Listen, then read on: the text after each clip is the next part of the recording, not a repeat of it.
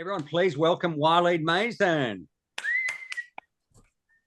Thank you, Jamie. Thank you, Wayne. And what we're going to be talking about today is continuous improvement. It's part of your program, and we're going to have a few slides that I'm going to explain how do we apply continuous improvement in the workplace. So with continuous improvement, we have basically a problem. And what we try to do is to find a solution to that problem. So when we're looking at problems, there are three key things that we need to think of. Where are we? Where we want to be, and the last part is by what means we should navigate the unclear territory between where we are and where we want to be. So the aspect here is where we are is the current situation, okay? The problem that we're facing, the difficulties that we have, okay?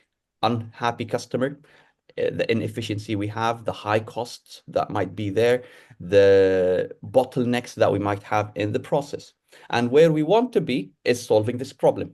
We don't want it to be there. Or a future state where we increase the bar. We need to increase our profitability. We need to reduce the delivery time. Okay. So it's not only about the problem. It might be a target that we've set ourselves to try to improve. Usually what happens is we try to jump into these solutions and try to find something. In reality, all what you need to do is between these 2 points, okay, you'll never get it right, okay? There's going to be obstacles, unclear territory, hurdles, a lot of issues, okay? What we need to have is the determination, a structure on how we're going to approach.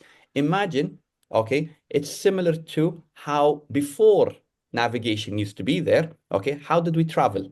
Using a map. So we knew where we are, we knew where we wanted to go, okay, and we used the map, opened it and checked, there's a mountain, there's a valley, there's a roadblock, there's something. So how are we gonna go around to reach to the final destination that we need to be? And this is the whole idea of how do we develop solutions. You need to have these 3 points, okay? Based on this, okay, you're gonna start to have a concept related to the 7 waste. It's called value added and non-value added. So what we have today is if I ask any of you in the room, what do you do in your 8 hours or 10 hours or 12 hours of work? Okay. Most probably will say, I do my work. I do my meetings. I do my, let's say, computer work. I make sure that deliveries are done, maintenance, depending on what you're doing, you'll say, I'm doing my work. Within the value adding and non-value adding concept and continuous improvement, we break it down into 3 different categories. The first category is what we call value added. And this is any work that changes the nature, shape, or characteristics of the product or service in line with customer requirements. And here, a point to highlight, the categorization of the work is based on customer centricity. So we're thinking from a customer point of view. So this value added is based on what the customer would think that this is value added. The second one is non-value added. It's all activities that does not transform, enhance the product or service in a way that the customer is prepared to pay for, but essential to get the work done. So sometimes there are non-value added activities, okay, but we will not be able to complete our work without having it. Sometimes this might be government regulations or a certain process that we have in the system that we need to carry. Based on that, we need to carry it out. And then the last one is what we call waste. All activities that does not transform, enhance the product or service in a way the customer is prepared to pay for and can be eliminated. So all the work that wastes our time, energy, effort, money, okay, that we can eliminate and will still be able to deliver the same results with the same quality to the customer with no reduction in any aspect of the service or the product that we're offering. So based on these 3 categories, this is what we need to think from a mindset. Eliminate the waste, minimize the non-value added, and maximize the value added. Because as we maximize the value added, we increase our revenue, which increases our profitability. Okay, so this is the whole idea on how do we identify the 3 categories. To give you some examples related to the non-value added and the waste is, do you do any of these activities repairing equipment, machine setup, waiting for materials or labor, waiting for quality confirmation, reworking, searching for change parts or tooling. Okay, all these elements are non-value added and they are considered waste. So as we eliminate them, okay, we enhance our work, and it becomes we become working smarter rather than harder to achieve the same results and targets that we are trying to achieve.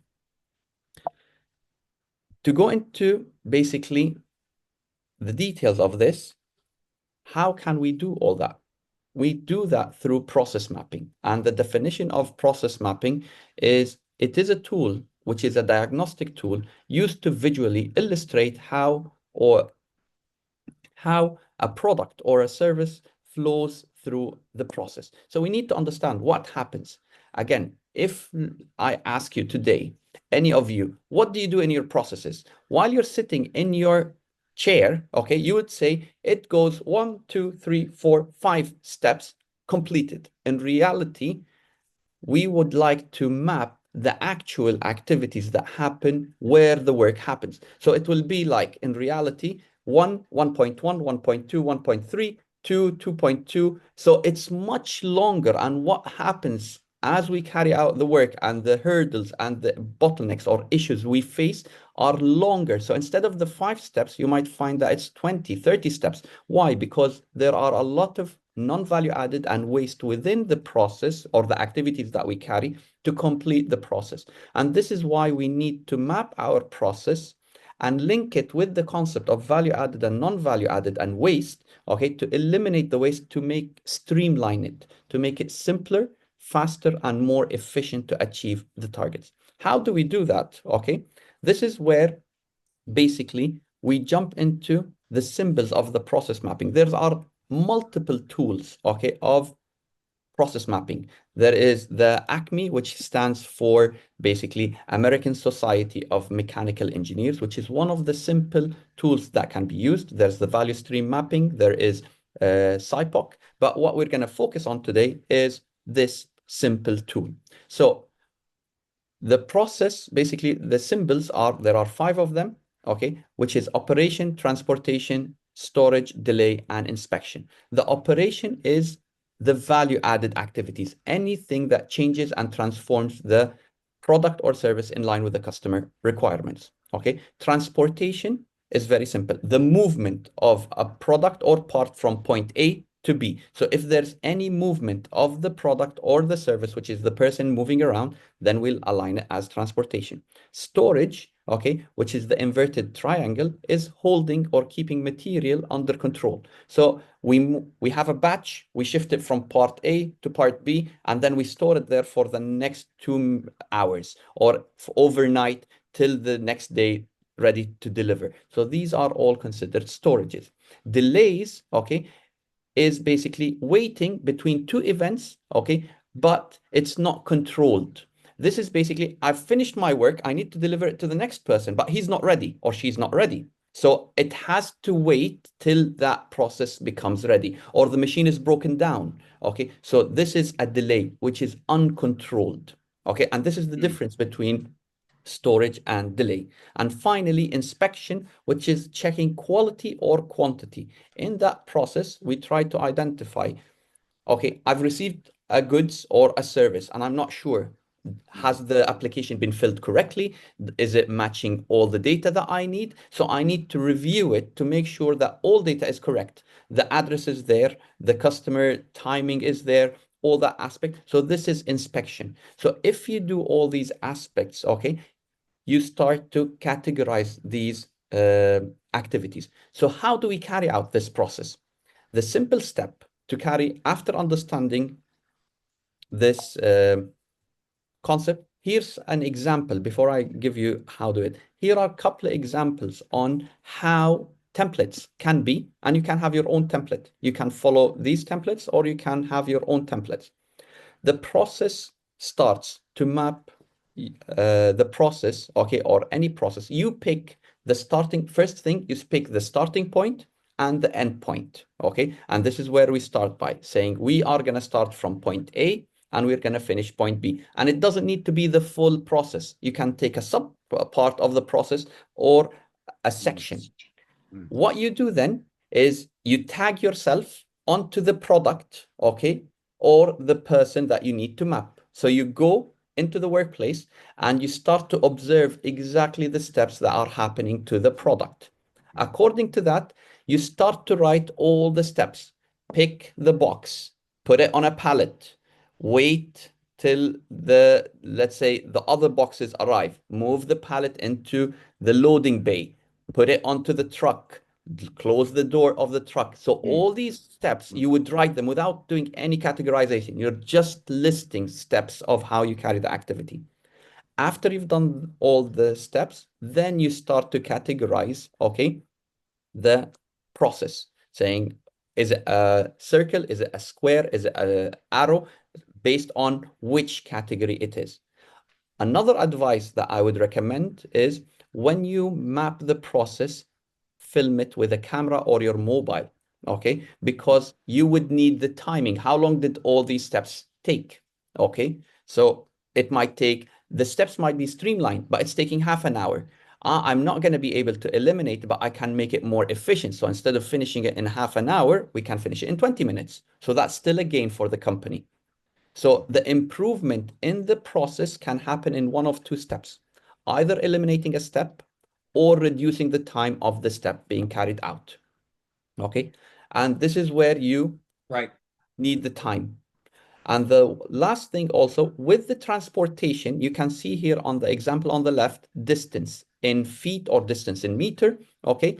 Whenever you have transportation, how far, other than the time, how far are we walking? Are we walking for 20 meters? Can we reduce it into 2 meters? Okay, to make it a simpler from an effort point of view and the time point of view. So these are all ideas, how you identify the waste, the non-value added, and then you start creatively, okay, based on your experience and the team you're working with, think, what can we do to improve? And this is the end of what I have for you. That's great. Waleed, that was absolutely beautiful. Once again, you provide so much insight and encouragement and inspiration to these sessions. I got a couple of questions. I know we're going to turn over to Wayne to get questions from the group. What I loved is this notion of what are our problems, what are our bottlenecks. So we're focusing on, the things that the 20% of what's happening in the business that accounts for 80% of the waste, etc. Love that. You were famously quoted by QTK, one of our clients, before you improve the process, you have to map the process. And a map includes taking out a camera, filming it, what are the distances involved, what is the time involved. I love that. And I also love the fact that you're talking about what are the daily activities. That feeds beautifully into the MVP lists, which you've helped co-create with us for previous clients.